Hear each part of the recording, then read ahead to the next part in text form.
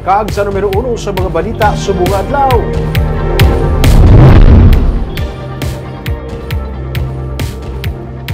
Status quo magapabilin sa mga jeepney operators and drivers na nagpamutsang sa ilang intensyon na mag-consolidate sa ilang prangkisa para sa jeepney modernization program.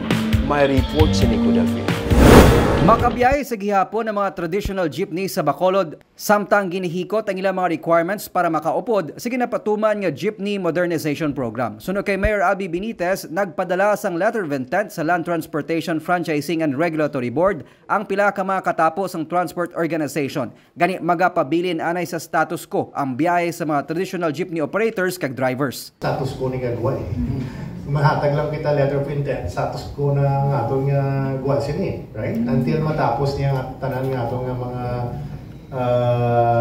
ginaayo sila nga i-review so that they can also at least accommodate ang mga iban nga mga requests ng atong mga jeepney drivers. And the city recognizes that and we are with them. Magasapol ang tiglawas ang Bacolod upod si LTFRB Regional Office 6 agud mapatod man ang mga tikang para tigayon sa gihapon nga makabiyahe ang mga traditional jeepney samtang ginakulang pa ang mga nagabiyahe nga modernized jeepney sa syudad. Suno kay June Asi, Secretary General sang Sentrong Samahan na mga chopper at operators negros o kon Estone, gina-consolidate na nila ang ilang mga prangkisa agud makatukod sang kaugalingon nga kooperatiba. Pero sa baylo nga bases, mga electric jeepney ang luyag nila nga ibiyahe sa 24 ka mga rota.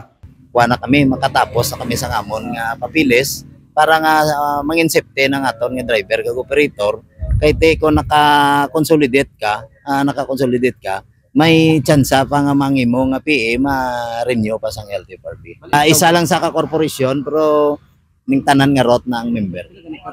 Sa records ang syudad may 23% na sa mga franchises ang na-consolidate para sa ginapatuman nga modernization program. Sa mga wala that's their own lookout.